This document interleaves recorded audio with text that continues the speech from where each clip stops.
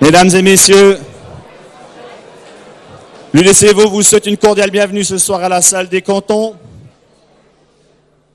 Nous vous prions de vous lever pour l'hymne national.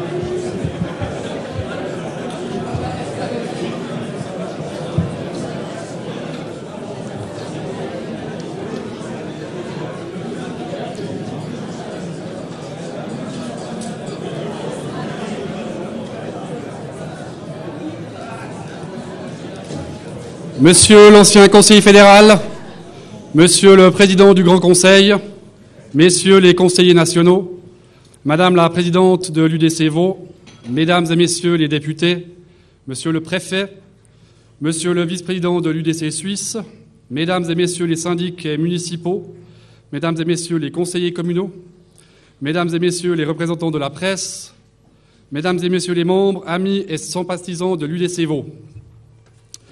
La croissance économique que nous avons à Lausanne n'est pas celle que nous voulons. Au lieu de l'industrie pseudo-sociale, tous les indicateurs sont au vert pour les promoteurs de cette politique. Aide sociale, invalidité, chômage, subventions, dettes, Lausanne se trouve toujours sur le podium. Les mots productivité, innovation, liberté économique et responsabilité personnelle ne font plus partie du vocabulaire politique local.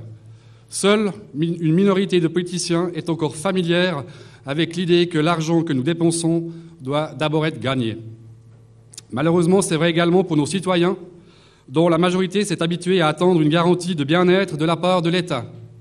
Pour promouvoir sa politique de croissance de prestations sociales auprès du citoyen, la municipalité de Lausanne a récemment fait parvenir à tous les ménages une brochure marketing qui vante l'ampleur du portefeuille de ces prestations et leur qualité.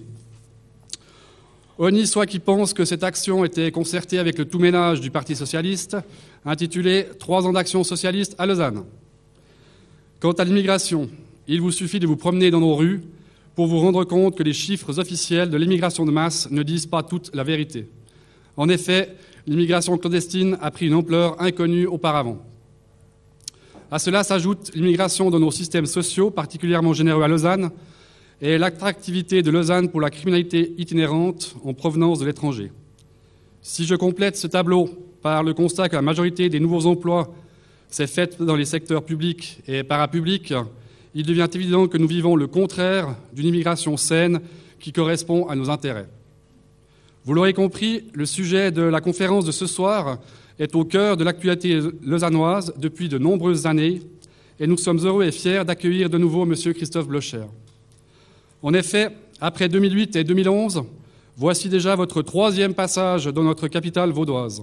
Si l'effervescence extérieure s'est vraisemblablement calmée, la ferveur de nos membres à l'annonce de votre venue est toujours autant présente, preuve en est le très grand nombre de personnes ayant répondu favorablement à l'invitation de l'UDC Vaud pour cette soirée de lancement de campagne électorale.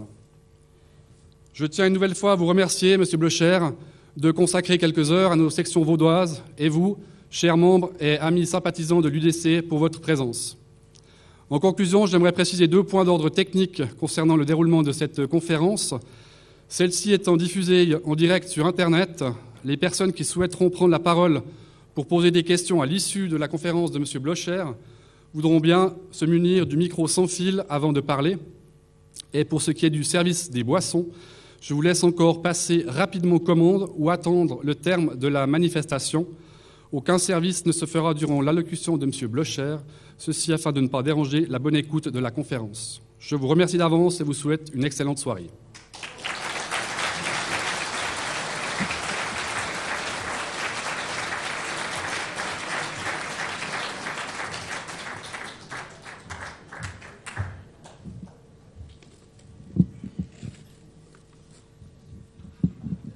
Monsieur l'ancien conseiller fédéral, Mesdames et Messieurs, membres et amis de l'UDC, nous sommes réunis ce soir pour une assemblée d'importance qui marque le lancement de la campagne UDC aux élections fédérales dans le canton de Vaud. Voici une semaine, nous mettions la dernière touche au programme politique de l'UDC suisse, un programme cohérent, constant, orienté vers le long terme, construit sur une grande confiance en l'individu. Notre programme politique et les actions que nous menons pour le mettre en application forment ainsi une base solide pour une Suisse libre, autodéterminée, neutre et ouverte au monde. Une Suisse libre, l'UDC est attachée à la liberté du pays et de l'individu. Elle ne craint pas cette liberté, elle la défend. Et cette politique reçoit un écho tout particulier en Pays de Vaud, dont la devise est « Liberté et patrie ». L'UDC est attachée à une armée de milices bien formée et bien équipée au cœur d'un dispositif qui garantit la liberté de notre État. Elle est aussi attachée au fédéralisme qui permet une fine répartition du pouvoir entre tous les niveaux de l'État afin que chaque chose soit décidée au bon niveau. Et ce fédéralisme assure aussi le particularisme de chaque État cantonal et de chaque peuple qui a construit notre Suisse. Nous combattons la centralisation, nous combattons l'harmonisation, mais nous aimons à expliquer, toujours avec le sourire, à celui qui vient d'ailleurs, qu'ici, ma foi, tout est différent d'un canton à l'autre. En Pays de Vaud, l'UDC n'est pas tombé de la dernière pluie. Dans notre canton, au paysage si varié, les racines sont profondes, les décisions sont soupesées sur la durée, Et l'UDC s'y est tout logiquement implantée sur la durée. Elle y a été créée en 1921 à Saint-Cierges, sous le nom de PAI, par une poignée d'agriculteurs qui estimaient que les intérêts de l'agriculture étaient mal défendus par les radicaux. Le canton de Vaud se caractérisait alors, et depuis plus d'un siècle, par un solide ancrage radical. L'UDC s'y est peu à peu implantée, développée, pour suivre un essor sans pareil à partir des années 90. Ainsi, notre représentation politique au niveau cantonal, qui avoisinait les 8% en 1994, est passée à 10%, 12%, 15%, puis 17% en 2012. Au niveau fédéral, nous avons grimpé les échelons de même manière, passant de 8% en 1995 à 23% en 2011. Et cet élan nous a indéniablement été donné par vous, Monsieur Blocher, qui avez su insuffler une bonne dose de courage aux citoyens. Le courage de dire non à l'entrée de la Suisse dans les haies. Non, notre pays doit rester libre et son peuple doit rester souverain. La Suisse vous est redevable, Monsieur Blocher. Et ceux qui hier vous avaient contré savent aujourd'hui que la décision du 6 décembre 1992 fut tant essentielle que salutaire. Comme ils comprendront demain que la décision du 9 février 2014 est tout aussi essentielle et salutaire. Mais pour qu'ils arrivent à cette conclusion, il faudra leur laisser un petit peu de temps. 23%, c'est bien, mais c'est insuffisant. Nous devons grandir, car nous n'avons pas d'amis politiques pour mettre en œuvre au niveau suisse nos thèmes et les décisions que le peuple a prises. Le canton de Vaud explose sous une démographie galopante, s'engorge de toutes parts et caractérisé par une indisponibilité crasse de logements, des routes engorgées, des trains et des métros bondés, et il est urgentissime d'appliquer efficacement la décision de limiter l'immigration de masse. Nous devons grandir, car nos valeurs doivent trouver une meilleure défense au Parlement. Nous devons grandir, car nous ne pouvons accepter que notre canton soit représenté au Conseil des États par les seuls tenants d'une gauche internationaliste, à l'heure où la Suisse subit de fortes pressions venant tant de l'intérieur que de l'extérieur. Et en cela, nous devons créer une synergie avec nos voisins de droite. Nous devons grandir, car nous avons la volonté de décider nous-mêmes de notre propre sort dans le cadre d'une constitution que nous avons écrite selon une certaine conception de la vie commune fondée sur notre histoire et notre culture. Nous refusons de nous voir imposer des principes contraires à cet ensemble de coutumes qui ont dessiné notre peuple avec ses spécificités. Voilà pourquoi il est important que nous n'acceptions pas de juges étrangers imposés par de quelconques puissances supranationales. Encore un thème qui va nous faire retrousser nos manches, mais la liberté n'a pas de prix et il n'est plus temps de ménager nos efforts. Merci à vous, Christophe Blocher, pour l'exemplarité de votre courage. Un exemple que l'UDC, par son génie vaudois, a su faire fructifier en notre beau pays. Fasse que la récolte 2015 soit plus belle que jamais.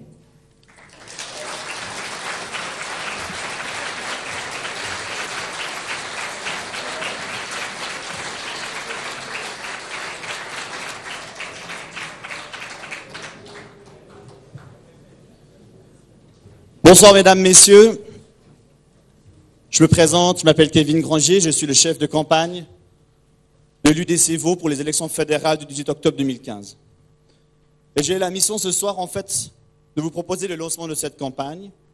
J'avais prévu à cet effet une présentation PowerPoint, mais j'y ai renoncé. J'y ai renoncé parce que je voulais ce soir profiter de ce moment avec vous. Vous êtes plus de 300. Vous êtes plus de 300 ce soir dans cette salle. Nous espérions 250. Vous êtes beaucoup plus. Et je voulais profiter de ce moment pour parler de manière authentique avec vous. Parce que ce soir, vous n'êtes pas seulement venus pour une conférence. Ce soir, vous êtes venus pour prendre rendez-vous avec l'histoire. Les élections du 18 octobre 2015 sont plus importantes que toutes celles d'avant. Pourquoi ? Parce que dans la législature qui va s'ouvrir, mesdames, messieurs, il sera question de savoir si on veut conserver une Suisse indépendante et souveraine ou si nous acceptons le traité colonial de Bruxelles. Aussi simple que ça, mesdames, messieurs. À ma gauche, il y a la Suisse qui a peur. La Suisse de la docilité, de la soumission. La Suisse de la suffisance aussi, à l'égard des décisions du peuple. La Suisse de l'arrogance. La Suisse qui a honte de son passeport. La Suisse socialiste.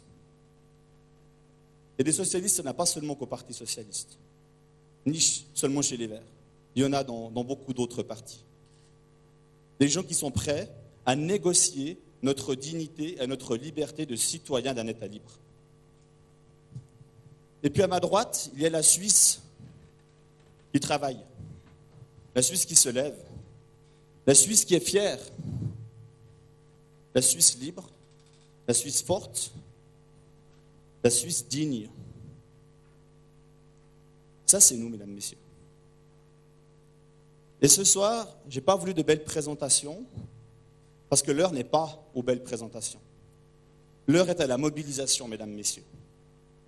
Et la vérité, c'est que les gens qui s'engagent pour ces valeurs, ils sont ici, ce soir, dans cette salle.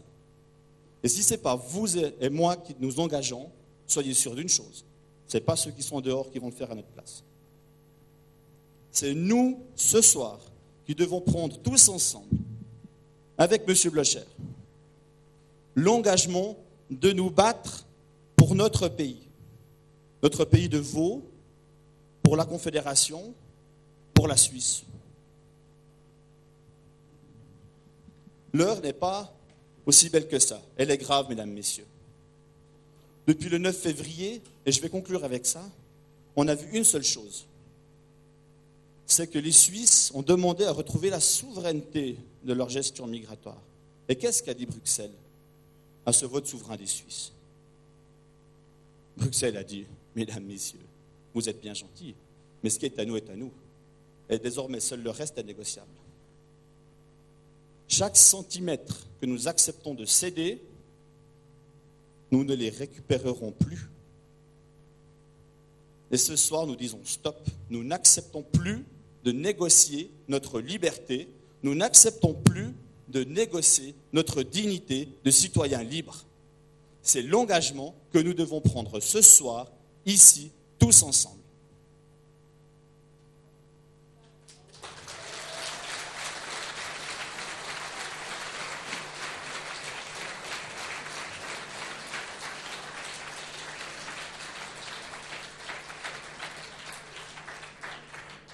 Alors, mesdames, messieurs, pour vous parler de cette Suisse qui se lève, de cette Suisse digne et fière, nous avons invité un homme qui incarne ce combat depuis très longtemps.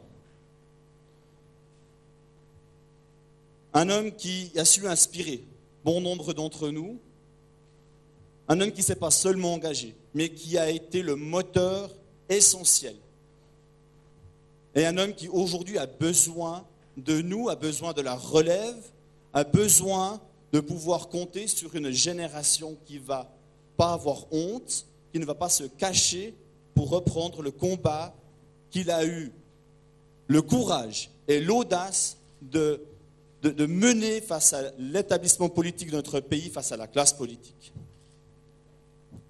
Mesdames, messieurs, cet homme, vous le connaissez, il est ici ce soir, c'est Monsieur Christophe Blocher.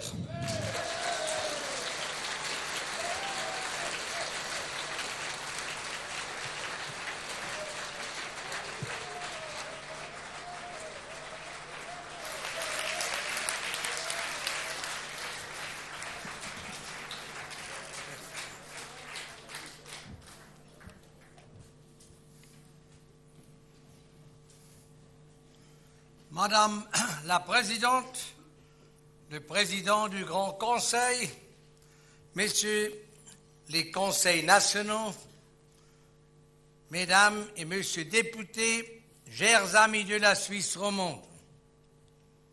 Alors, merci bien pour le bienvenu. Quelqu'un m'a demandé pourquoi vous êtes à Lausanne. J'ai dit, parce que je suis invité. Ça, c'est la raison. Et nous avons chanté l'hymne national Mais je dois dire, j'ai vu les Bernois sont été trop longs au compte de vous.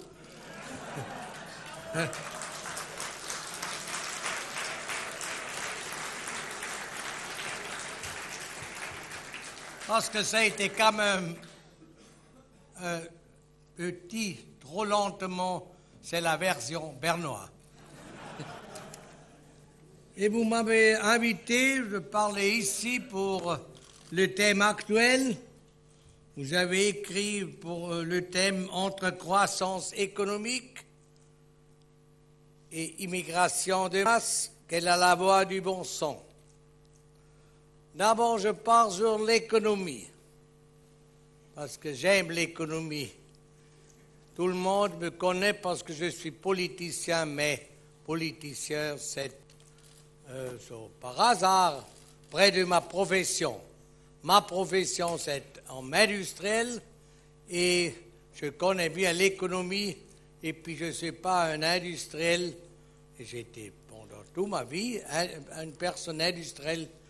Ce n'est pas une industrie locale, pas une industrie de la Suisse. Nous sommes les exporteurs. 96% nous exportons partout dans le monde. Je connais le monde et puis je connais la Suisse et je connais l'économie. D'abord, pourquoi la situation économique suisse est meilleure que presque tous les autres pays du monde? Ça c'est pas la raison parce que les entrepreneurs suisses sont mieux que les autres ou les peuples est mieux que les autres, etc. Il y a une raison, parce que nous avons une forme de l'État exceptionnel. Il faut être modeste aussi pour une personne qui a une grande entreprise de l'export. Nous sommes mieux que nos concurrences parce que nous avons une meilleure situation dans notre État. Je dis encore une fois, je connais les pays. Je connais tous les pays de l'Union européenne, des États-Unis. J'ai travaillé en Chine depuis 1982. 82. 1982. C'est compliqué les chiffres en français. Ça veut dire 1, 9, 8, 2. C'est juste à présent? Bon alors.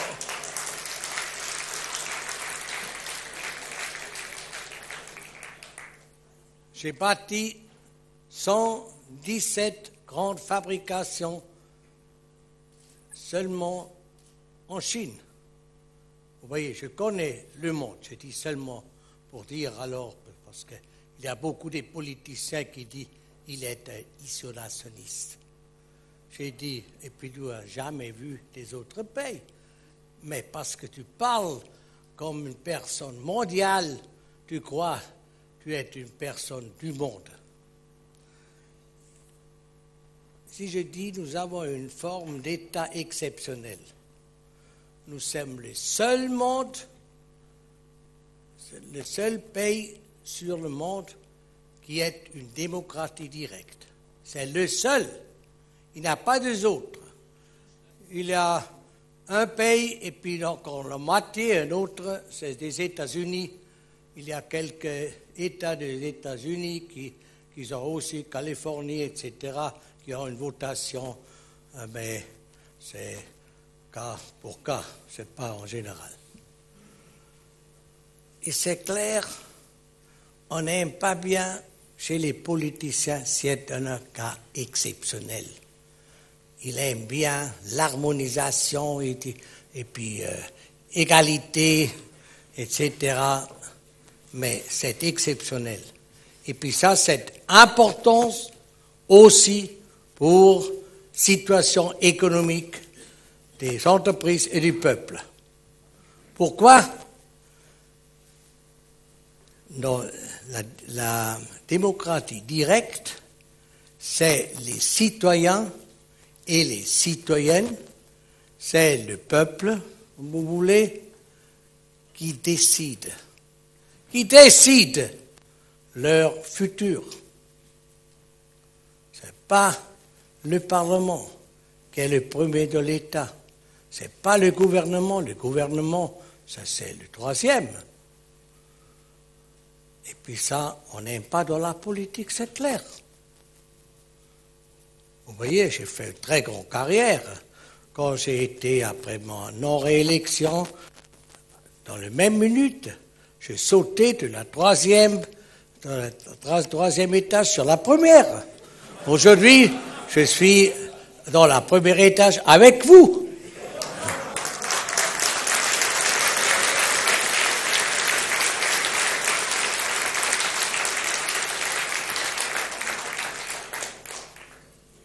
Et dans les autres pays, il n'est pas comme ça. Ils sont les élections et après, les politiciens qui décident. Le peuple, les citoyens n'ont pas une possibilité de corriger et puis de faire quelque chose. J'étais dans l'école l'après-midi, 200 jeunes étudiants. Nous avons discuté 2 heures sur ces questions. Et puis j'ai expliqué, j'ai dit par exemple la TVA. En Suisse, on n'a pas augmenté le TVA 1 promille sans la décision du peuple et des cantons. C'est très important qu'on peut décider sur les taxes. Pourquoi? Les politiciens aiment l'argent que tout le monde. Deuxièmement, pour travailler et pour être élire, qu'est-ce qu'il faut faire? Dépendre l'argent. Pour dépendre l'argent, il faut chercher d'abord l'argent. Alors il faut chercher l'argent où? Chez vous. Et chez moi aussi. Hein? Oui, chez moi, un peu plus que chez vous. Hein? Et TVA. En Allemagne, j'ai vu, après les élections, il y a à présent 12 ans, que les socialistes, sous Schröder, ont perdu les élections et les socialistes et la partie chrétienne ont été plus ou moins la même chose. Et puis c'était clair, il faut gouverner ensemble. Alors, ils ont fait une coalition. Qu'est-ce qu'il faut faire les 4 années qui suivent? Avant les élections, en France, c'est le parti de Mme Merkel, c'est CDU. C'est aussi CDU. Bon, non. CDU, il a dit il est nécessaire d'augmenter les taxes 2%, TVA 2%. Et les socialistes, ils ont dit non, 0. Mais il faut chercher des autres taxes au peuple, c'est clair. Et après, ils ont discuté, est-ce qu'on peut trouver une coalition? Après 4 jours des élections, le premier compromis qu'ils ont fait, c'est chez le TVA. Et puis j'ai dit, c'est clair, l'un veut 2% et l'autre 0. Alors le compromis, c'est 1%. On connaît en Suisse, hein? C'est 1%. Non, le compromis, c'était 3%. Mais c'est clair, les élections sont passées, 3%, vous avez encore beaucoup plus d'argent. Et puis, les personnes qui payent le TVA, ils n'ont rien à dire. Je peux dire, ça n'aurait pas possible en Suisse. Ce n'est pas possible. Je suis sûr, le peuple voudrait renvoyer cette augmentation.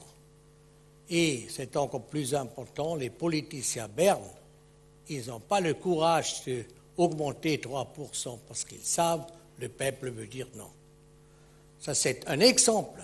Il y a beaucoup d'exemples où, grâce à la politique suisse, la démocratie directe, ça gêne les bêtises des politiciens.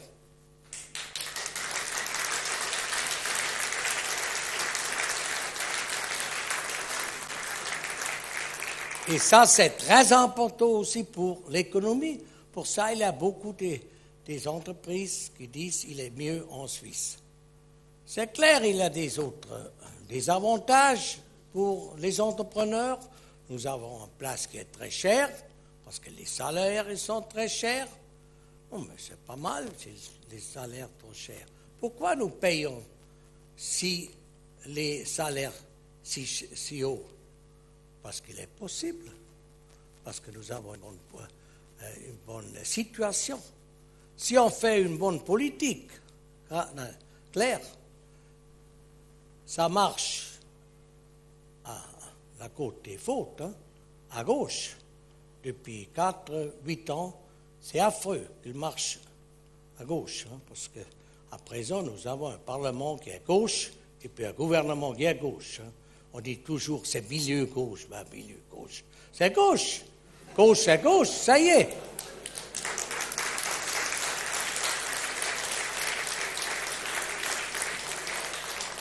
Et je vous donne un autre exemple de notre pays. J'ai été président d'une fabrique de machines, Netztal, fabrique Netztal au canton de Glarus.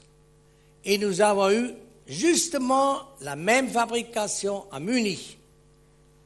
Et à Munich, nous avons vu l'heure de travail, c'est 20% plus cher qu'à Glarus.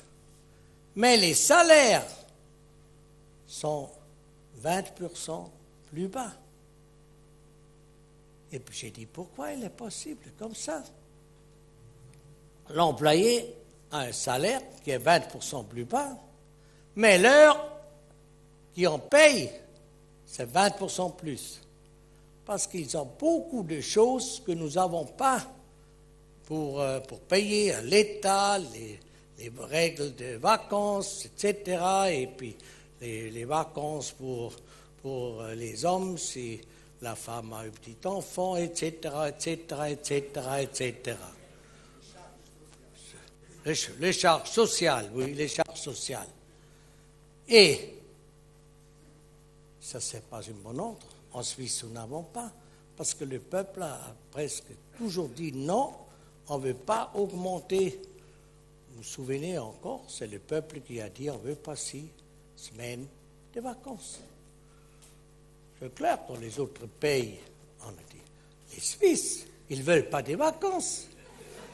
Mais ils sont plus intelligents, ils ont su, si on a 6 ans de vacances officielles pour tout le monde, le prix de l'heure se veut monter, et puis s'il monte le prix, on ne veut pas vendre les produits sur les marchés. Ça y est, c'est tout. C'est tout. C'est très simple. Mais ce n'est pas un système des politiciens, c'est un système du peuple. Et la deuxième pilier, c'est un pilier de notre pays. Un autre pilier, c'est la souveraineté. La Suisse, c'est un pays très ouvert, économiquement et politiquement très ouvert pour tout le monde, dans tous les pays. Je ne connais pas un pays qui est si ouvert pour tous les pays du monde. Si vous connaissez un pays, dites ça. Les États-Unis, jamais si ouverte que la Suisse. Aussi, le peuple s'intéresse pour tous les autres pays.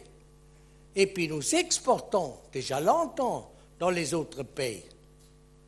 C'est clair, l'exportation, c'est très important parce que nous sommes un pays petit.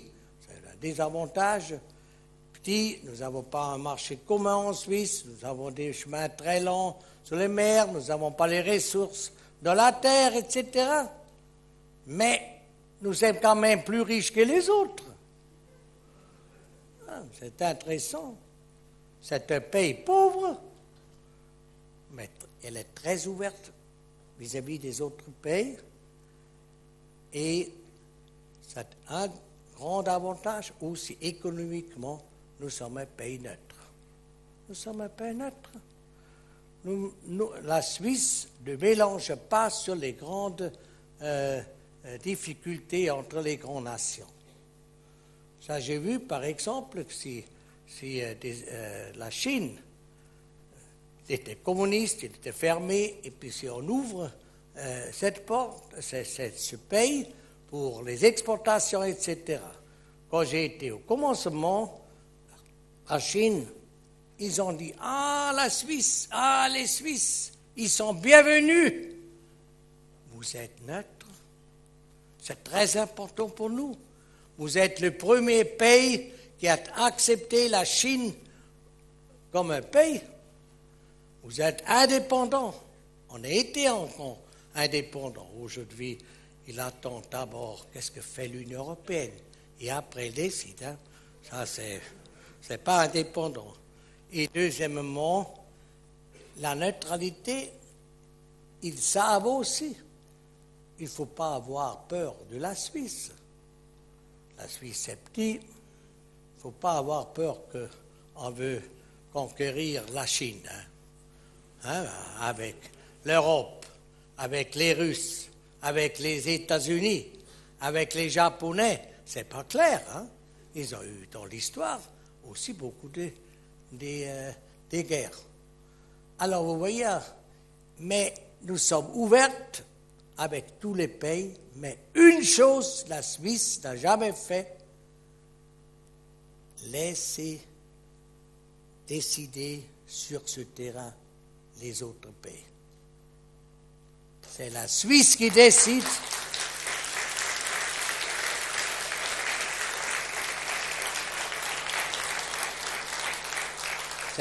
C'est la Suisse qui décide, nous sommes ouverts, mais décidez ici.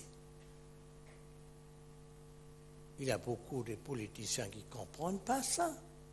Pourquoi vous êtes ouverts, vous êtes dans tous les pays, puis vous connaissez, puis vous avez des... J'ai dit, c'est clair, mais je décide ici. Par exemple, si vous habitez dans une maison, vous avez beaucoup des voisins, et puis des voisins, vous avez une bonne relation, mais vous décidez dans votre maison. Moi, je ne veux pas que mes voisins décident dans ma maison. Et puis si quelqu'un dit, nous sommes une union, nous avons une très bonne relation, alors on veut vivre dans la même maison. J'ai dit non. Nous avons une bonne relation, nous sommes nos amis, mais je vais décider tout seul.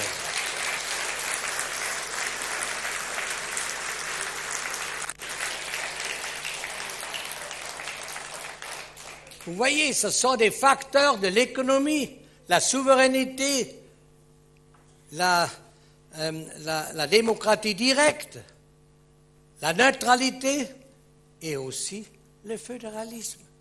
C'est très important aussi le fédéralisme. Je regrette que je dois dire aussi à la Suisse romande. Il y a 30 ans, il y a ici les grands bastions de la Suisse romande qui étaient les fédéralistes. Ils ont dit non. Nous voulons décider dans nos cantons, seulement s'il n'est pas possible. Il faut faire à Berne. Oui, vous avez raison, je suis d'accord. Il ne faut pas laisser faire trop à Berne, parce qu'à Berne, les Zurichois, ils ont trop à dire. Hein?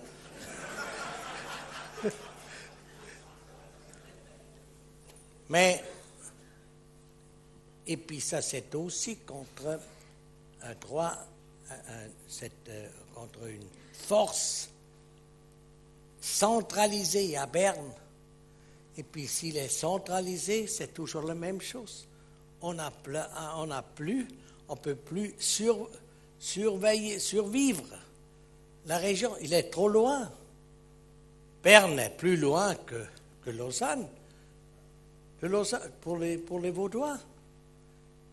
Et Bruxelles est encore beaucoup plus loin. Et puis Luno à New York, encore plus loin. Et après, c'est le ciel. Hein? Et j'espère que le Dieu peut survivre tout le monde. Mais je ne suis pas sûr, mais c'est sa chose. Hein? Mais on voit les pays qui sont dirigés par le centre, qui n'est pas un fédéralisme, pour l'économie, c'est pas bien. Mais la Suisse a le fédéralisme en système, mais malheureusement, les politiciens cantonaux, surtout les gauches, c'est clair, les socialistes ne sont pas les fédéralistes. Hein. Ils sont contre le fédéralisme. Elles veulent centraliser. C'est clair, pour le socialisme, il est très bien s'il est central, on peut diriger en centrale toutes les choses. Et les socialistes, pour ça, c'est clair, ils veulent toujours dans l'Union européenne, parce qu'ils aiment, c'est encore plus haut, c'est encore plus centralisé. Hein? Si on est très centralisé, on peut faire ce qu'on veut. Dans l'Union européenne, vous voyez bien, c'est clair, c'est intéressant pour les politiciens. Dans l'Union européenne, tout le monde est responsable pour tous, mais personne pour quelque chose.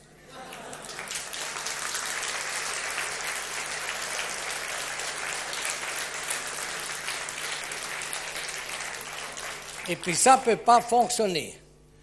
Et à présent, mesdames, j'ai parlé sur l'économie de la Suisse. Je pourrais dire la même chose pour la liberté des personnes, pour la qualité de vie, etc. Vous pouvez lire dans les journaux, la Suisse est dans la première place pour la qualité de vie, les personnes sont plus heureuses que dans les autres pays, etc. Je ne sais pas, il est juste, mais c'est quand même des personnes qui ont fait les enquêtes et puis il écrit. Il faut faire attention. Mais ça, je vois, au point de vue de l'économie, de la liberté, c'est mieux en Suisse. Mais il faut faire attention qu'on n'ait pas détruit cette Suisse qui a succès. Et puis ça, c'est le grand problème pour le moment. Le grand problème. Ils ne disent pas à Berne, nous voulons entrer dans l'Union européenne. Ça, c'est pour le moment pas une bonne chance pour être élu. Hein. Parce c'était autrement en 92, hein, dans la Suisse romande. Oui. Vous n'avez pas bien voté là en 92 dans la Suisse romande, mais ça fait rien, nous avons gagné quand même.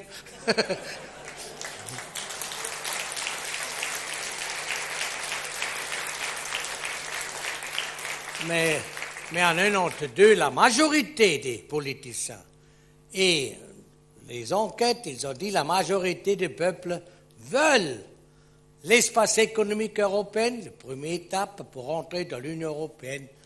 Et aujourd'hui, il n'est pas comme ça. Les enquêtes disent que 80% des Suisses et des Suisses ne veulent plus que la Suisse entre dans l'Union européenne. Et c'est clair, les politiciens savent ça. Mais ils veulent quand même. La majorité à Berne va dans la direction de l'Union européenne. Dans l'administration, j'ai été conseiller fédéral, j'ai vu dans l'administration, 90% c'est la direction de l'Union européenne. Le Parlement, c'est la plupart des politiciens veulent entrer dans l'Union européenne. Mais on ne dit pas.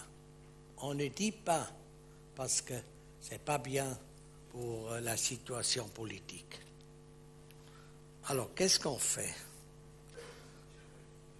On prend un chemin et dit, on a un but et on dit, nous avons un autre but.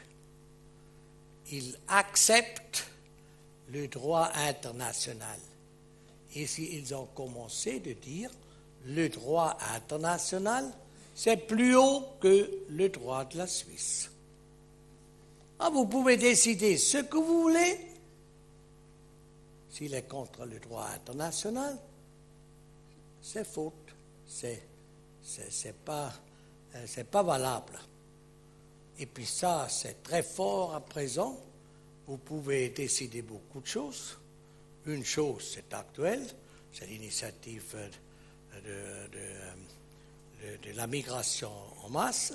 Ils disent c'est pas possible, c'est contre le droit international. C'est l'Union européenne qui ne veut pas. Il ne faut pas d'abord demander. Ou l'initiative pour renvoyer les criminels étrangers.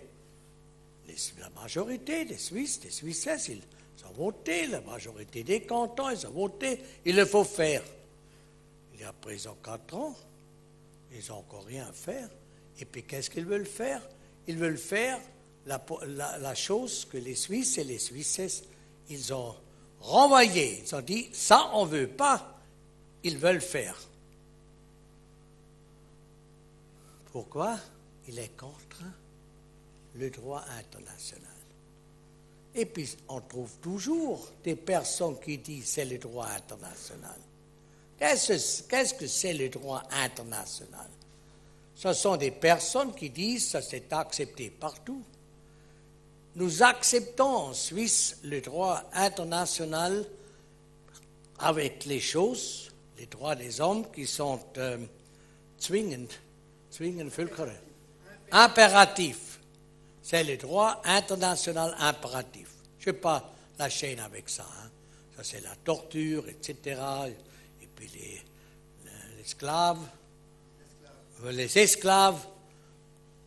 Personne ne veut commencer avec un système des esclaves en Suisse, etc. Ça, c'est des choses claires. Mais à présent, ils ont fait, non, c'est tout. Les règles internationales avec la Suisse, ils sont plus hauts que notre Constitution. Et puis, pourquoi on fait ça? Ça, c'est très agréable pour les politiciens. C'est très agréable pour les juges. C'est très agréable pour l'administration. Parce qu'on peut éliminer la volonté du peuple, des personnes, des citoyens. C'est très agréable. Après, on peut dire, la démocratie directe, il est très important. C'est une très grande valeur. J'ai entendu la parole de Madame Sommaruga, la présidente de la Confédération, le 1er janvier. Elle a dit, c'est très bien la démocratie en Suisse. Non, j'aime très bien. On peut décider ensemble. Elle n'a pas dit, il décide plus haut que nous, elle a dit. On peut décider ensemble. Ça donne un très bon climat dans l'État, etc., etc. Et après on dit, mais, il faut faire attention. S'il est contre le droit international, il n'est pas valable. Aussi le tribunal fédéral, il a commencé. Et puis vous pouvez lire toujours, chaque jour. Et puis ça, il faut arrêter. Ça, c'est le fin de la démocratie directe. Pour ça, c'est l'initiative de l'UDC qui commence la semaine prochaine, de rassembler les signatures. C'est le droit suisse est plus haut que les décisions des tribunaux étrangers. Ça y est.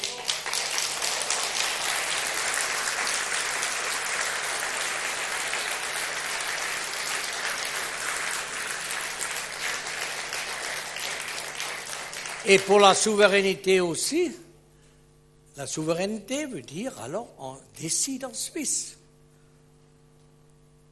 Mais aujourd'hui, ils demandent toujours l'Union européenne, qu'est-ce que vous dites? Et puis l'Union européenne disent non, on n'accepte pas ça, alors on ne le fait pas à Berne. Pourquoi? C'est très simple pour un conseil fédéral d'aller à Bruxelles et dire, malheureusement, nous n'avons pas l'avis de notre pays, nous avons une autre idée que notre pays, mais malheureusement, en Suisse, nous ne sommes pas les plus hauts. vous avez le peuple, la décision des citoyens et des citoyennes qui ont voté comme ça, qui ne veulent plus la libre circulation des personnes. Il le faut faire parce que c'est une décision de mon chef. Dans ça, on pourrait comprendre à Bruxelles aussi. Hein? Si on dit chez un autre pays, je ne peux pas, parce que je ne suis pas le chef. C'est le peuple, les citoyens, les citoyennes. Ça, il a de respect. Mais ils ne disent pas. En 1964, le Conseil fédéral Wahlen, c'est aussi un UDC, il a été à Strasbourg. Il a dit, il a été avant le directeur général de FAO, c'est une organisation de l'ONU. Il était un internationaliste. Hein. Il a voulu que la Suisse entre dans l'espace, dans l'Union européenne. Mais il a dit, moi je suis à votre côté, mais en Suisse, c'est le peuple qui dirige.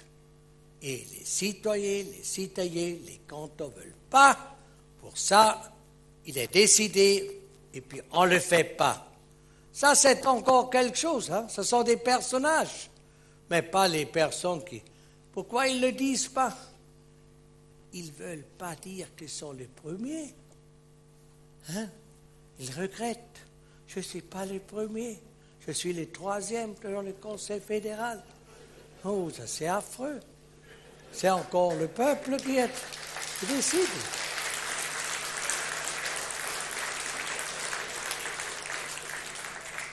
Et puis vous avez dit avec l'Union européenne, je ne sais pas où, on a aussi montré dans la Suisse romande les photographies Madame Marugo avec Juncker, hein, qu'il se baisse.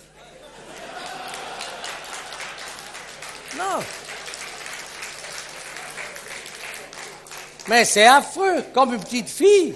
Comme une petite fille, elle a pris, et puis après, elle a pris la main, et puis elle est sortie avec elle, comme un enfant dans le petit jardin. Ça c'est... Nous avons, en contre Zurich, nous avons fait les affiches avec ces photos, les grandes affiches. Et puis nous avons écrit sous ces affiches, c'est mieux voter pour l'UDC. Ça y est.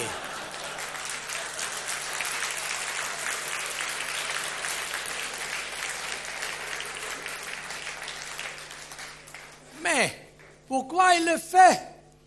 Parce que on le laisse faire. Pourquoi elle n'est pas se tourner et dit, Monsieur Juncker, je suis ici, pas seulement parce que je suis une femme, je suis la présidente d'un État indépendant, souverain, c'est la Suisse. Nous ne sommes pas membres de l'Union européenne.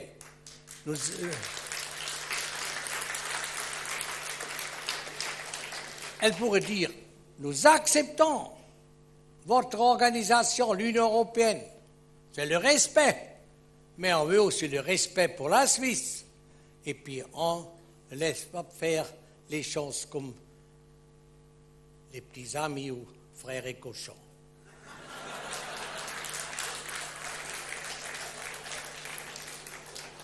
Ça, c'est important parce que nous avons encore des autres choses qui viennent. Une chose, c'est l'Union européenne veut faire un contrat avec la Suisse. Ils disent que c'est un contrat cadré, Rahmenvertrag. Et puis, c'est un contrat qui est une liaison constitutionnelle. Qu'est-ce qu'elle veut, ce contrat? Elles veulent que dans tous les domaines que nous avons les contrats avec l'Union européenne, qu'on accepte automatiquement le droit de futur de l'Union européenne et aussi le droit qui est passé. Automatiquement, il faut accepter en Suisse. Le droit de l'Union européenne est après le droit suisse, mais les Suisses et les Suisses ne peuvent rien dire. Vous voyez, c'est un droit colonial. Dans les colonies, il est comme ça. C'est un autre qui décide le droit dans un autre pays, il faut accepter. Et deuxièmement, l'Union européenne veut qu'on accepte le tribunal de l'Union européenne si on a des difficultés.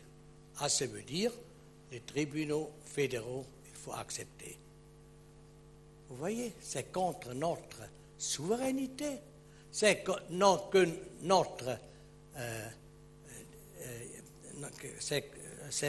contre notre démocratie directe. Ça, c'est un contrat. Si les Suisses et les Suisses accepteront, ça, c'est très dangereux. Et malheureusement, le Conseil fédéral a déjà décidé, on veut le faire. Et les deux commissions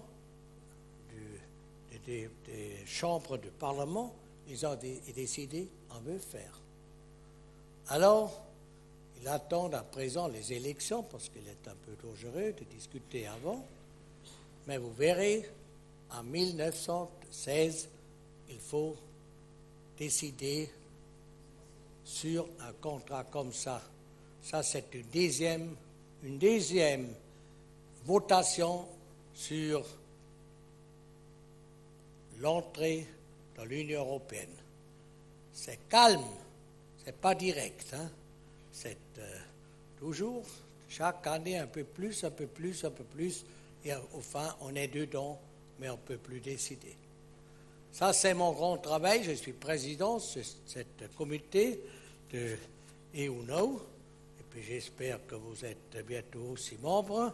Monsieur Odala, il est... Oui.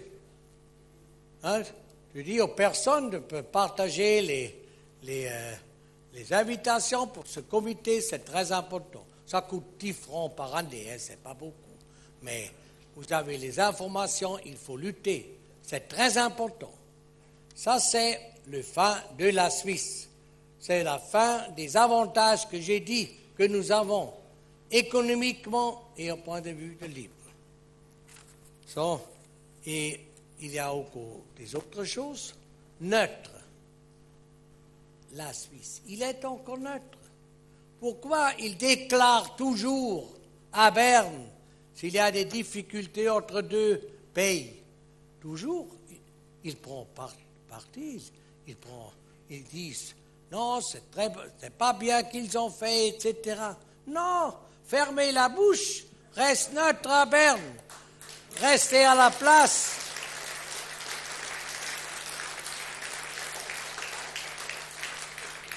À présent, nous avons les mesures, les grandes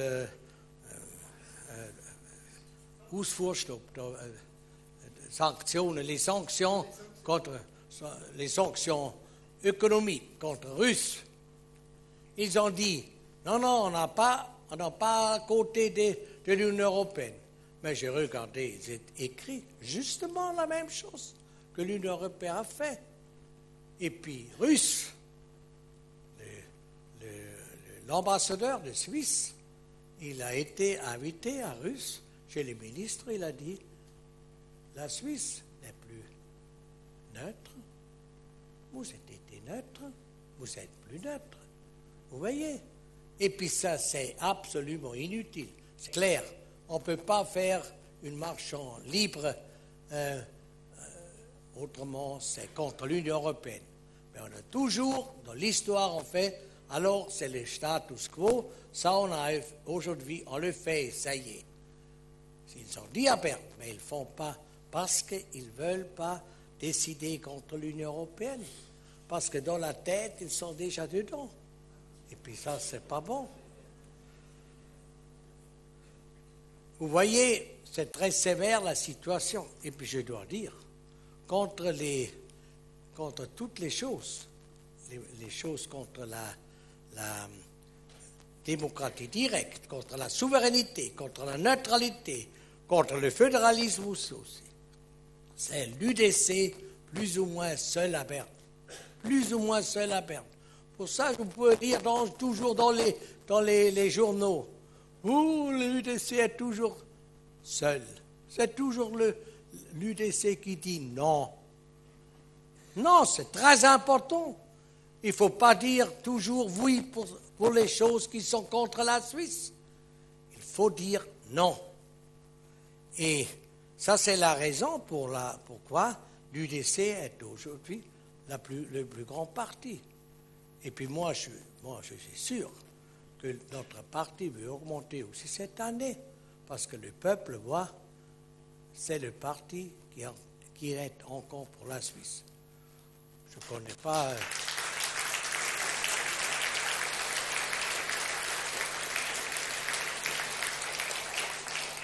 Et à présent encore, vous avez l'immigration de masse.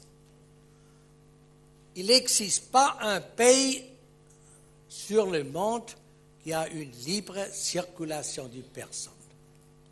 C'est l'Union européenne, parce que ça c'est plus ou moins un État, c'est clair. Mais pour les autres pays, ils n'ont pas une libre circulation des personnes. Aussi les pays qui ont traditionnel dans l'histoire une grande migration, par exemple le Canada, Australie, les États-Unis, ils n'ont pas une libre circulation des personnes. Parce qu'on sait, si on a une libre circulation des personnes, on a un très grand problème. C'est clair, un pays qui a une meilleure situation, ça c'est le vie pour tout le monde qui vient dans les pays qui n'est pas comme il faut. Hein? Mais c'est clair. Mais la question est, il est possible de porter les désavantages de la migration libre. Et nous avons fait un contrat et la libre circulation des personnes avec des pays de l'Union européenne. On a dit qu'on a décidé, ce n'est pas un problème, plus que 10 ou 20 000 personnes par an, non, plus que 8 000 jusqu'à 10 000 personnes par année plus ne viendront pas en Suisse. Mesdames et messieurs, en 2013, ils ont été 89 000 qui restent là. Ils sont beaucoup plus venus, mais les autres, ils sont retournés à la maison. Mais ils sont restés ici. C'est une ville comme Winterthur, comme Saint-Gall, c'est la moitié de Lausanne. Et l'année passée, 1914, ils disent...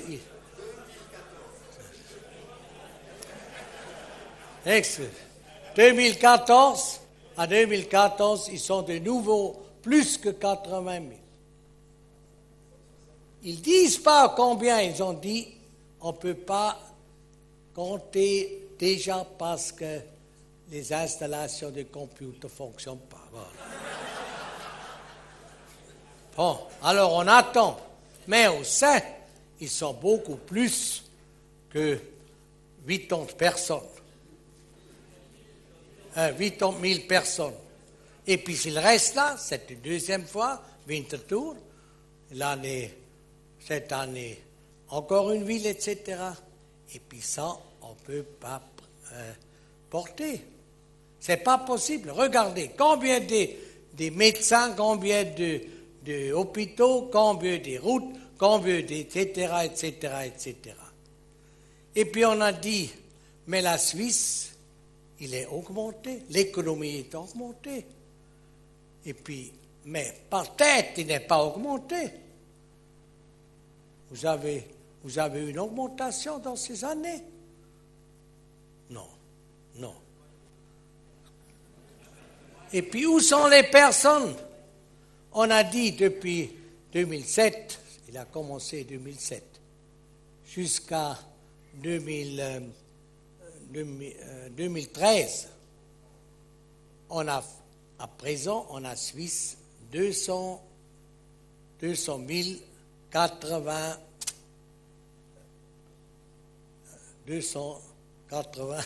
280.000, sag, wie das ist da. 280 000. Oui, 280 000, c'est très bien.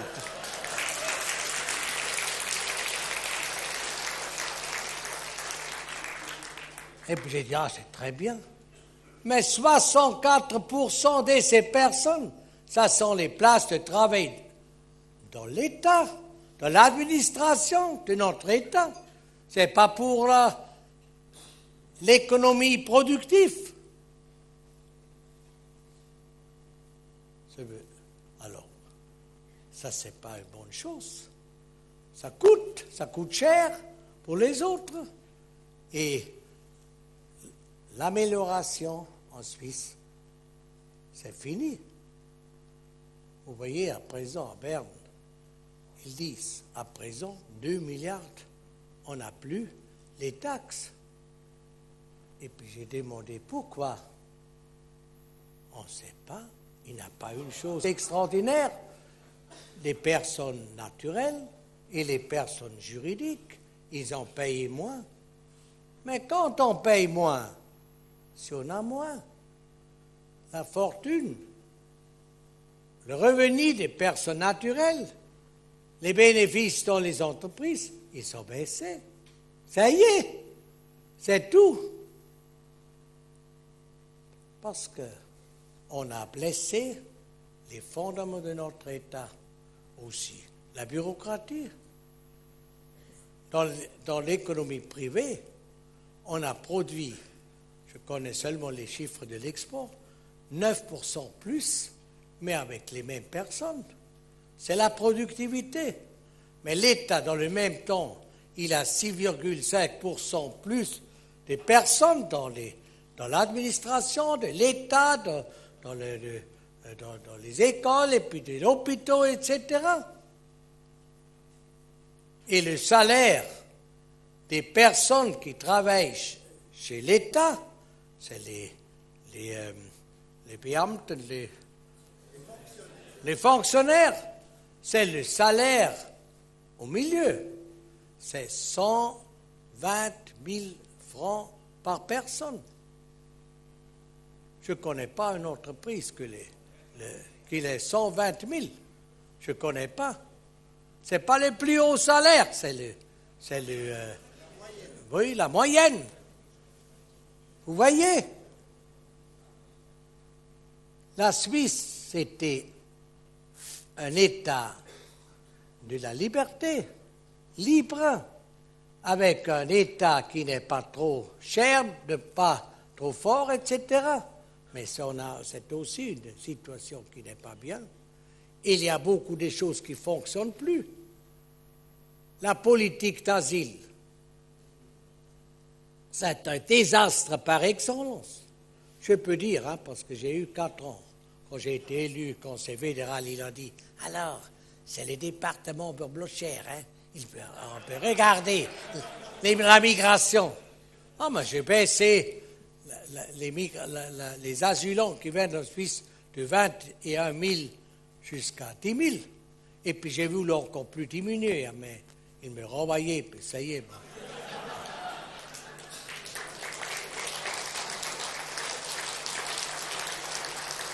C'est seulement une chose, je dois dire, c'est une chose de diriger, de faire le travail. Pourquoi?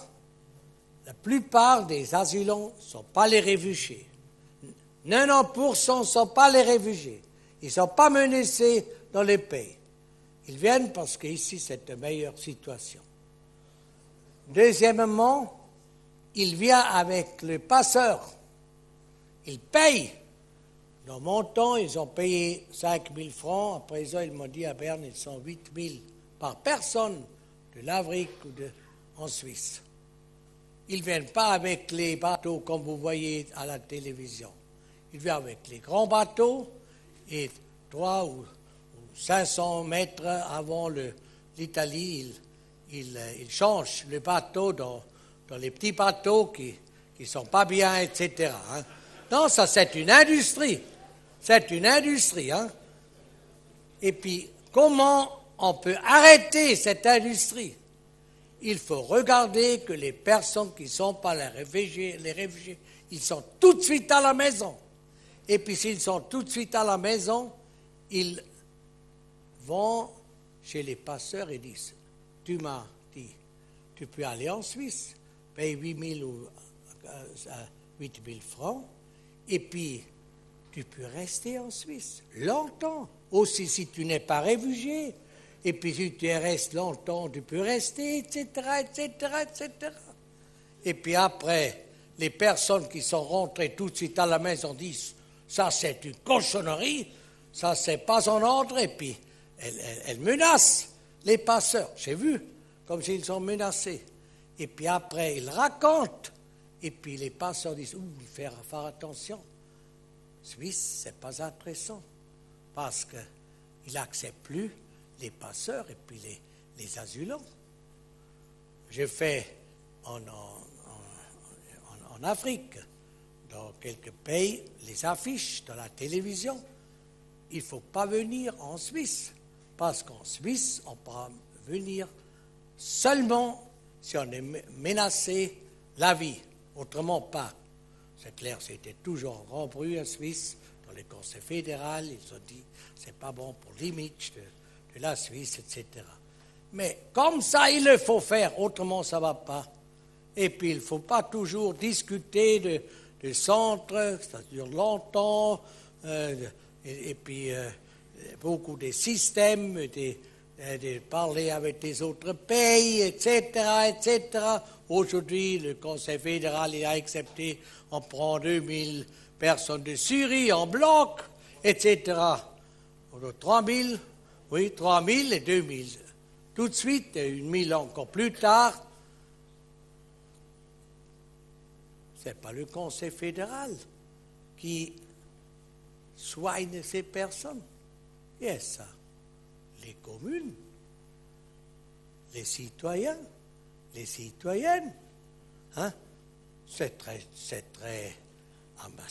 On est une très bonne personne si on peut décider, venez en Suisse, les pauvres, vous pouvez rester là. Et après c'est fini, c'est les autres qui font le travail. Vous voyez, ça c'est la situation si on ne regarde pas qu'est-ce qu'il est fait pour la Suisse. Il faut accepter les vrais réfugiés, mais seulement les vrais, et les autres pas. Et à présent, ils ne font pas le travail. So, mesdames et messieurs, je pourrais encore dire beaucoup de choses qui ne fonctionnent pas, mais ça je dois dire. Il est très important qu'on prend l'influence par la politique. Et pour ça, je dois dire, les élections, ce n'est pas un jeu. Quel est le meilleur photo sur l'affiche? Hein? Quel parti fait le meilleur travail que les autres, qui fait l'ordre en Suisse, qui est pour la souveraineté, la démocratie directe, neutralité et le fédéralisme, et qui fait le travail qui sont nécessaires pour les vrais réfugiés, oui, mais pas pour les autres. Et il faut faire le travail que le peuple a décidé. Et pour ça, il est important que vous allez dans les élections, et l'UDC a un programme qui est justement le contraire des autres, qui veut détruire la Suisse. Merci.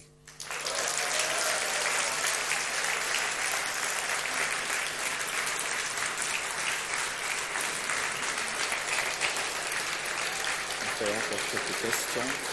6 ou 9 questions. Oui.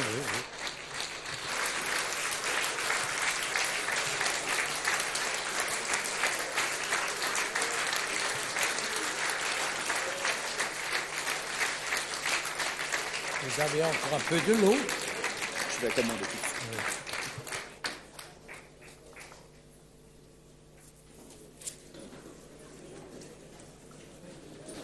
Voilà, mesdames, messieurs. Merci, Monsieur Blocher, pour vos propos. Depuis un an, Suisse remonte.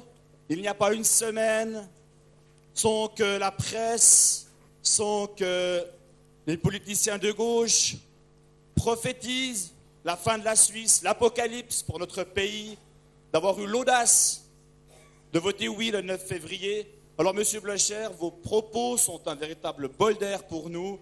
Ils changent, ils ont la valeur du courage, la valeur de l'audace. Et ça, c'est ce que nous ne voyons plus depuis une grosse année en Suisse romande dans les colonnes de nos journaux. Merci beaucoup.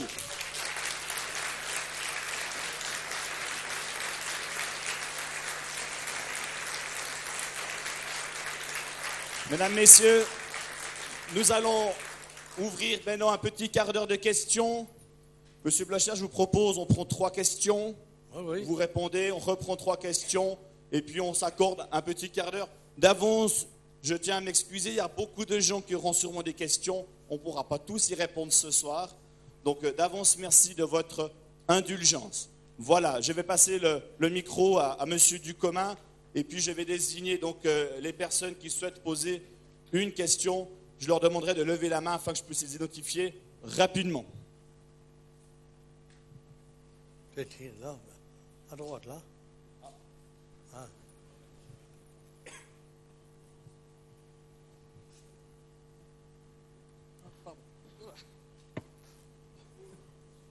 Bonsoir, Monsieur Blocher. Je voulais vous demander, qu'est-ce que vous pensez de la phrase de Monsieur Juncker qui dit « Il ne peut pas y avoir de démocratie au-dessus... il ne peut pas y avoir de démocratie contre les traités européens ».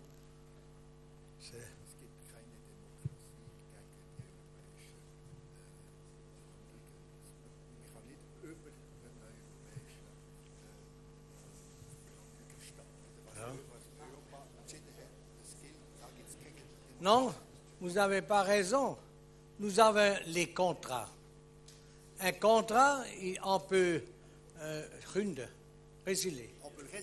On peut résilier un contrat.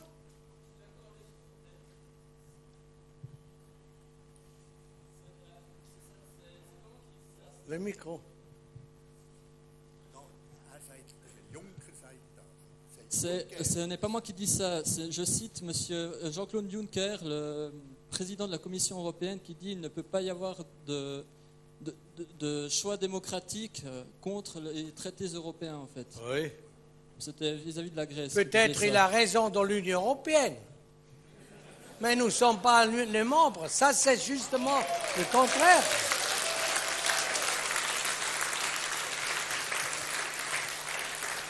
Je veux dire encore une autre chose. À notre initiative, que veut dire la Suisse, le droit suisse est plus haut que les décisions des tribunaux internationaux. Il y a 4 semaines, le tribunal de l'Union européenne a dit qu'il est défendu pour l'Union européenne d'être membre de la Convention des droits des hommes. Pourquoi? Il y a un tribunal spécial et puis ça ne va pas. Nous sommes souverains dans l'Union européenne. C'est la même chose en Suisse. Mesdames et messieurs, c'est la même chose en Suisse. On ne peut pas accepter encore un tribunal spécial. Et vous savez, la Convention du droit à l'homme, nous avons signé, c'était clair, parce qu'on a dit, vous pouvez lire, ça on a accepté en Suisse, c'est déjà dans notre constitution. Mais qu'est-ce qu'ils en font avec ces convictions? On n'a pas eu un référendum, c'était tout en bas, cette convention, parce qu'on a dit, pour la Suisse, ce n'est pas un problème. Mais regardez les décisions qu'ils font là, dans ce tribunal, ce sont des juges étrangers. Par exemple, à Genève, on a eu un groupe de personnes, ils ont fait une association pour faire des choses criminelles. En Suisse, il est défendu de fonder une association avec avec un but criminel. Ça ne va pas. Le tribunal fédéral a aussi décidé comme ça, on a défendu, mais les personnes, ils sont allés à l'Europe, et puis le tribunal, il a décidé, ça c'est contre les droits des hommes. On a un droit des hommes pour fonder une association avec le but criminel. Hein? Et puis vous ne pouvez pas changer ça parce que c'est plus haut, c'est droit international. Ça, c'est le problème. J'ai encore beaucoup de choses pour raconter les cas qu'ils ont décidés. Personne n'a voulu. Pour ça, il faut faire rendre la Constitution, c'est plus haut que le droit international. Et puis si on veut le droit international, il est nécessaire qu'on ait une votation du peuple. Ça, c'est dans l'ordre.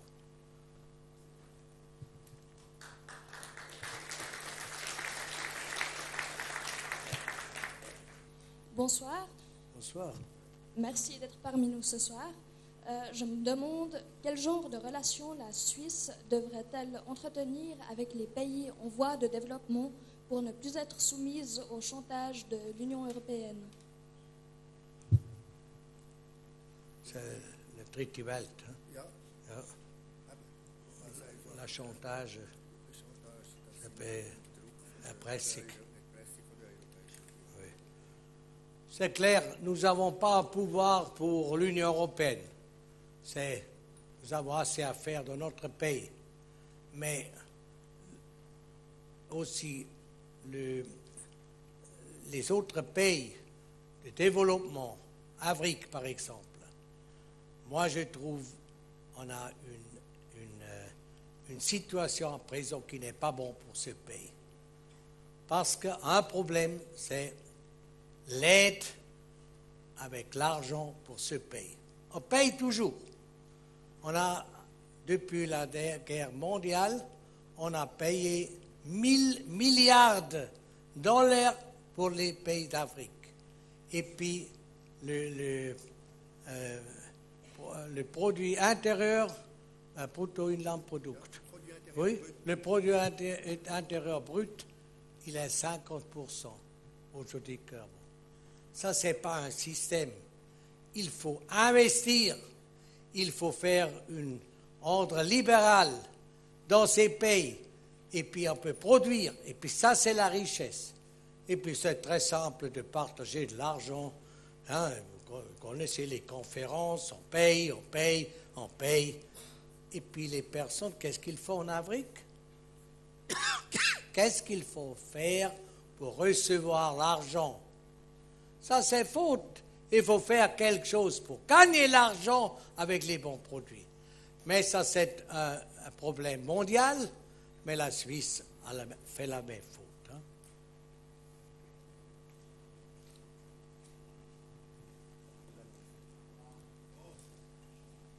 Oh, il a déjà longtemps. Hein. Bonjour, Monsieur Blocher. J'ai une question sur la fiscalité des entreprises. Et le canton de Vaud, comme d'autres cantons, veulent toujours baisser toujours plus l'imposition des entreprises, mais l'impôt des personnes privées augmente toujours plus.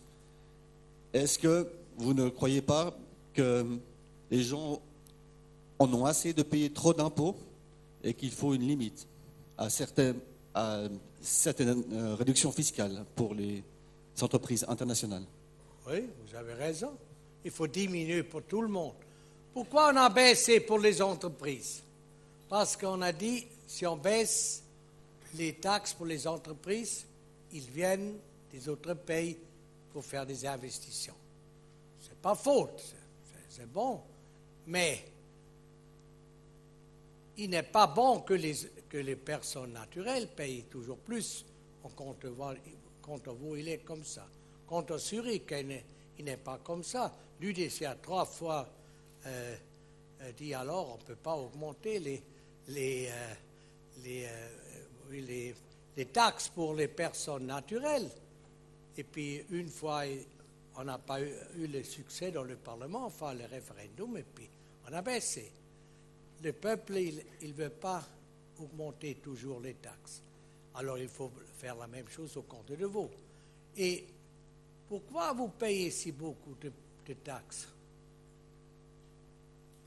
L'État a trop de l'argent, distribue trop d'argent, il faut réduire. On peut réduire. Ça, je veux aussi dire mon expérience quand j'ai été conseiller fédéral. J'ai dit toujours, quand j'ai été conseiller national, on peut diminuer 30% les dépenses dans l'État. 30%. J'ai dit comme ça, hein, c'est simple si on ne le fait pas. Mais j'ai dit. Et après, quand j'ai été élu, j'ai dit, alors, je le vais faire. J'ai essayé dans le Conseil fédéral, mais c'est clair, ils n'ont pas voulu. Alors, j'ai dit, alors je fais dans mon département. Un tiers de mes dépenses dans le département, ça a été dirigé par le Conseil fédéral. J'ai dit, alors je ne peux pas toucher, mais dans mon domaine. Alors, je veux diminuer à présent dans mon domaine 30%, ça veut dire 20% pour tous, avec les autres dépenses qui sont dirigées par le Conseil fédéral. Et puis j'ai fait la même chose que dans mon entreprise, justement le même système. J'ai cherché un ingénieur, un ingénieur, pour faire analyser cours, parce qu'on n'a pas eu personne. C'était pas cher, hein, pour une expérience de 2 ans, il a coûté 200 000 francs. Alors, c'est pas McKinsey avec un bureau, hein, c'est une personne. Et après, j'ai dit, je veux diminuer.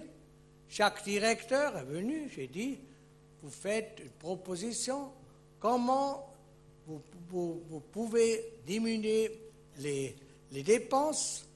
C'est un département, j'ai dit 40%, un autre 10%, ça dépend de la domaine. Hein. Et après, vous avez la possibilité, vous avez du temps, 4 semaines, 3 propositions, et vous me dites quelle proposition je déciderai si aurait le chef, si aurait Plocher. Et puis si vous n'avez pas une solution, c'est moi qui le fais dans votre domaine, mais c'est ma volonté, mais je n'ai pas besoin d'un directeur comme vous. Ça, c'est le système de l'industrie. Et puis j'ai fait la même chose. Et puis je dois dire, on a diminué les coûts 23%, pas 20%, 23%, mais pas sur le papier, et pas 23% moins que les plans. C'est 23% de l'actualité. Quand je suis commencé dans mon département, j'ai dit, le premier jour, il y a à présent un stop pour les employés. Pour l'engagement, si personne a le droit d'engager une personne. Mais s'il est absolument nécessaire, vous pouvez faire une demande sur la voie de Dienstweg. Oui, sur la voie hiérarchique, c'est moi qui décide comme Conseil fédéral. C'est la première fois dans notre État qu'un Conseil fédéral peut faire une décision, vous pouvez avoir une personne ou pas. Hein.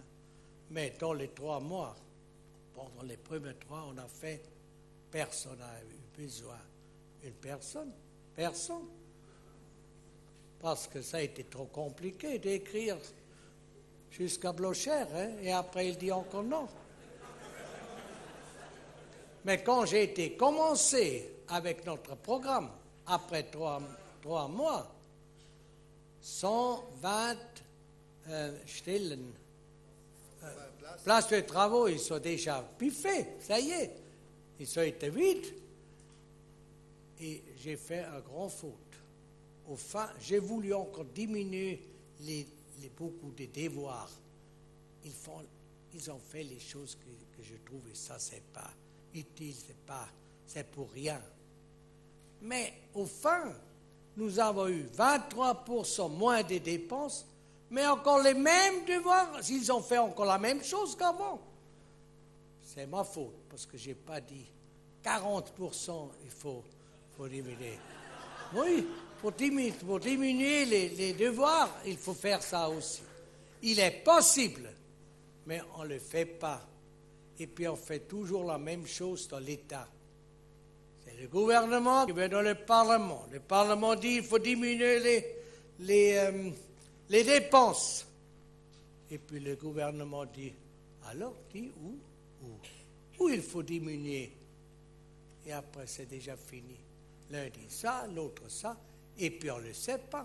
Aussi dans mon entreprise, comme le président de l'entreprise, je sais comment il faut diminuer les dépenses, mais le travail font les personnes qui sont là, ils savent où on donne, où on a des dépenses. Moi, je ne sais pas. Je sais seulement, il est trop, ça y est. Et je peux dire dans la politique, toujours, aussi dans ma fraction, il faut faire comme ça.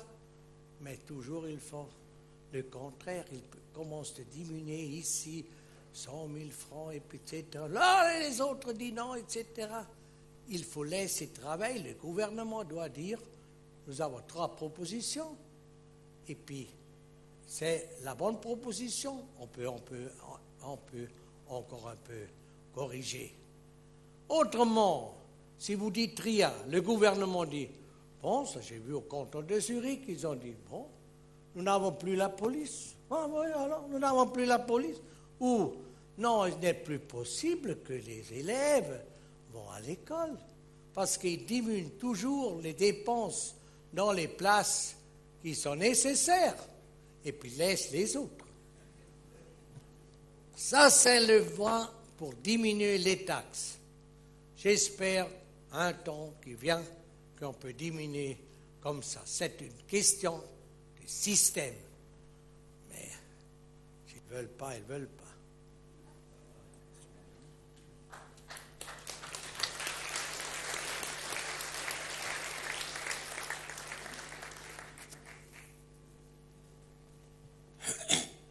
Mesdames, Messieurs, Grucheux, Vignerons, Sassaforal.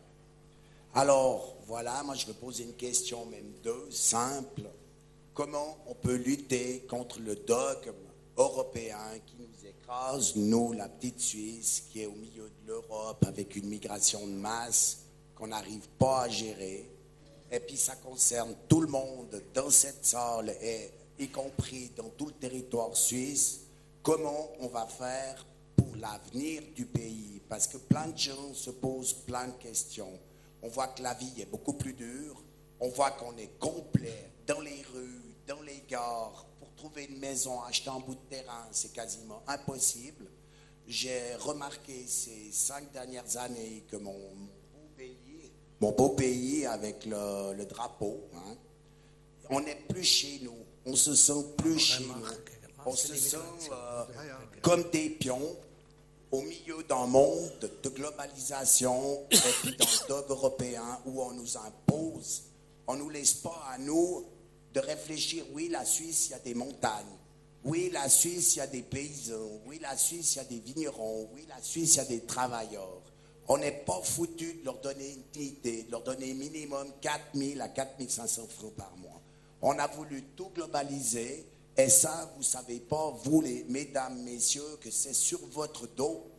Et si vous n'avez pas dans votre esprit la mentalité un petit peu terroir et suisse, et puis de consommer suisse, et de défendre les valeurs suisses, on sera foutu. Je m'excuse de dire ça.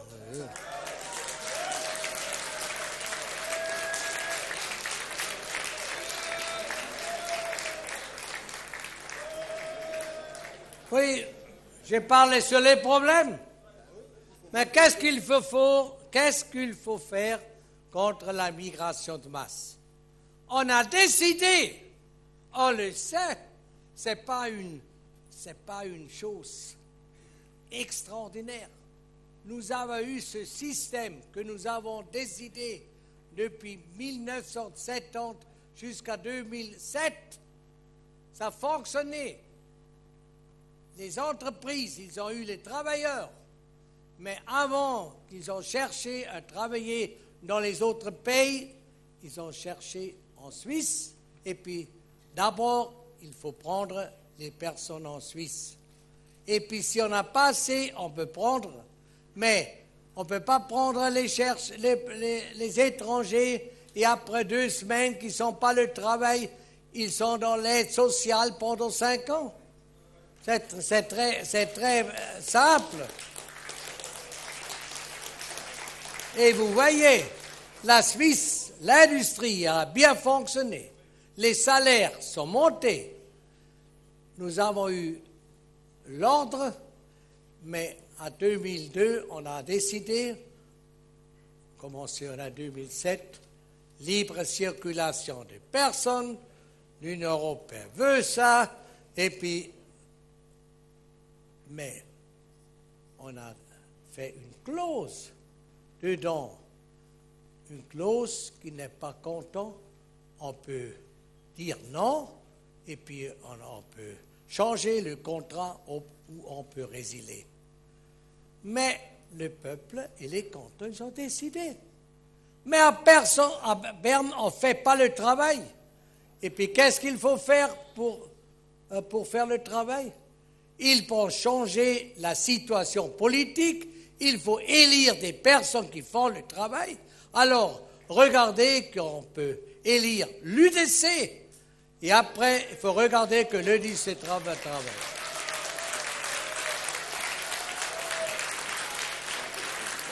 Hein? Il y a encore une question. Si vous voulez, oui. Voilà, mesdames, messieurs, encore une toute dernière question pour Monsieur Blocher.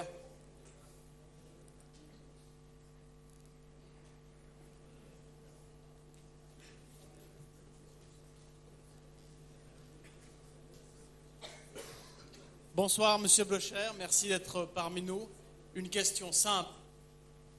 En 2007, sauf erreur, l'UDC était le premier parti de Suisse. Vous avez perdu le 2e siège au Conseil fédéral.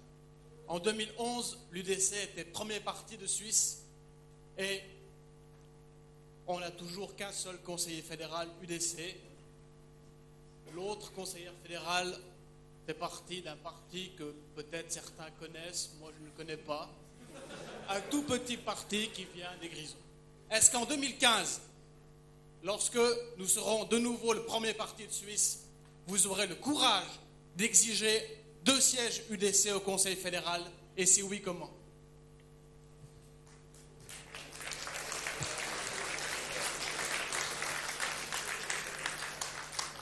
Il faut regarder, il y a une majorité dans le Parlement contre l'UDC.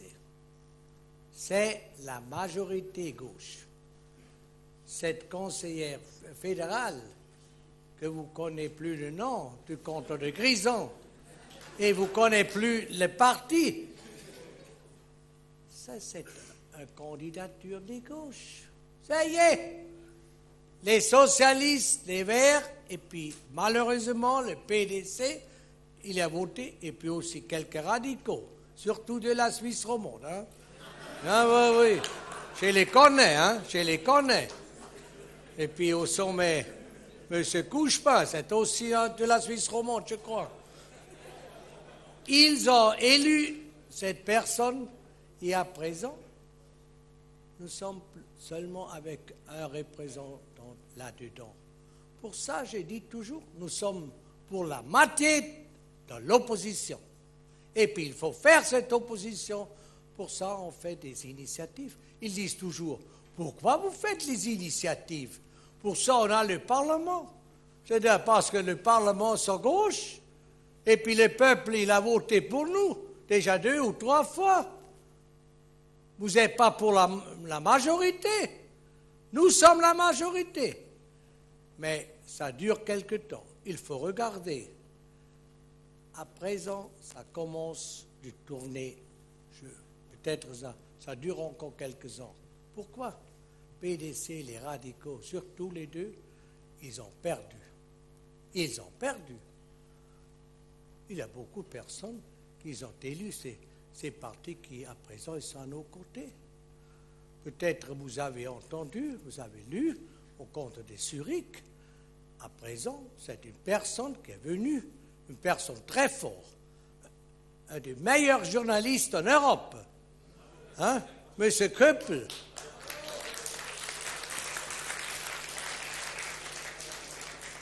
Il est venu, il a dit, à présent c'est assez. Je vois comme il détruit la Suisse. Les piliers, il était gauche dans les années des étudiants. Mais aujourd'hui, il est à notre côté, il est membre de l'UDC et il faut aller dans le Conseil fédéral. C'est la seule personne qui a eu la possibilité en Allemagne de défendre la Suisse fort après la votation sur la libre circulation des personnes. Les politiciens allemands, ils ont attaqué la Suisse, c'est ça, c'est clair, ils ne sont pas contents, et puis ils sont les Allemands pas comme ça. Et à sa côté, pour la Suisse, c'était le chef-rédacteur de Neue Zürcher Zeitung. C'était une fois un journal bourgeois, libre, radicaux. Et M. Köppel est le chef de Neue Zürcher Zeitung. Il n'est pas assis, il est claque. Couché dans les chaises. Et puis il était aussi contre la Suisse. Il a dit, oui, vous avez raison, là, les représentants allemands, la Suisse, et les Suisses, la majorité, ils ont voté faute, etc. Et Köppel, il a dit, pourquoi c'est le système de la Suisse, etc., etc., etc. Et puis il m'a dit, 3 jours après, tu dois regarder les lettres, les mails, les téléphones que je reçois des Allemands qui félicitent la Suisse. Mais nos représentants de Berne, ils vont à Bruxelles contre la Suisse. Pour ça, ils n'ont pas beaucoup des personnes de l'Union européenne qui félicitent, parce qu'ils font la même chose qu'il y a à Bruxelles. Voyez, ça commence de tourner, mais ça dure encore. On ne peut rien faire. S'ils ne veulent pas élire un deuxième, c'est eux, on fait l'opposition. Il faut faire des initiatives, des référendums. Il faut travailler avec le peuple. Mais je suis sûr, après 4 ans, encore une fois, aussi cet automne, les partis traditionnels perdront des votes parce que tout le monde dit les circonstances dans l'Europe. Elles circonstancent la construction faute. Et puis on voit que ce n'est pas un bon système, que nous avons le meilleur. Et puis aujourd'hui, il y a beaucoup de personnes qui voient aussi. À Berne, il y a beaucoup de personnes qui détruisent le système. Voilà, mesdames, messieurs. Il est 21h. Je sais que beaucoup d'entre vous ont encore beaucoup de questions. Je crois, M. Blocher, de faire la promesse de revenir à Lausanne pour répondre encore à beaucoup de questions. Et puis,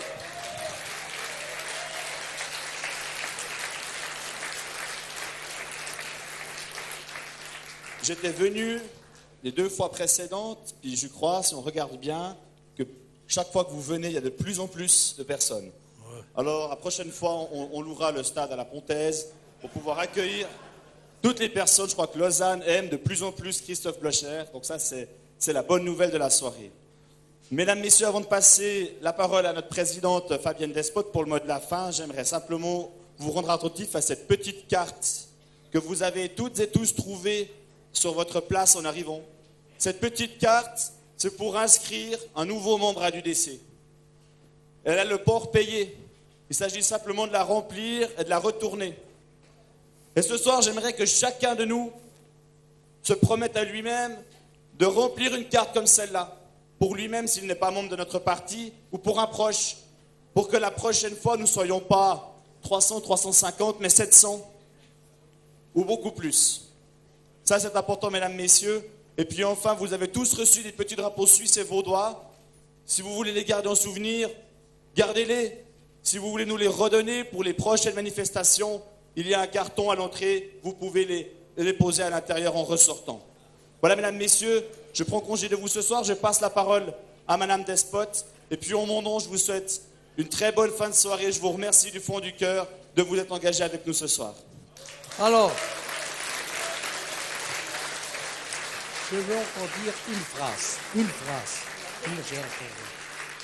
Alors, pour moi, c'était le dernier mot, mais je dois dire, le climat dans la Suisse romande est beaucoup mieux qu'il était. Ça, je dois dire. Parce que la première fois que je parlais dans la Suisse romande, ça a été en 1992 à Fribourg, dans l'université. Je suis été invité par les étudiants et les professeurs. Et puis ils ont fait les grandes affiches. Oh, ce soir, c'est le diable qui vient. Alors, au revoir, bonne nuit. Restez un instant. Oui. Monsieur Blocher, je crois que votre charisme a conquis la salle. Ça me paraît indéniable. Ça n'était pas étonnant. On s'y attendait un petit peu, il faut bien dire. Et ce n'est pas seulement votre charisme qui conquit la salle, ce n'est pas seulement votre manière de parler, c'est parce qu'on sait que ce que vous dites est porté par ce que vous faites. Et il vaut toujours mieux faire que dire. On sait que vous menez tant vos affaires professionnelles que vos affaires politiques avec sérieux et que nous en prenons de ce fait-là exemple. Et vous apportez ici énergie, détermination et courage. Et c'est cette énergie, et cette détermination et ce courage que nous vous remercions de nous avoir transmis ce soir pour la campagne cette année. Merci d'être venu. Bien. Merci bien. Nous sommes dans le même pays. Oh!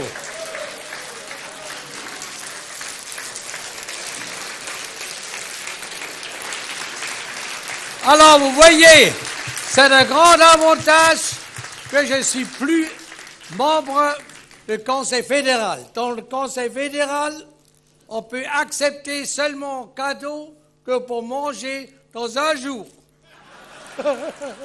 Mais aujourd'hui, c'est plus possible.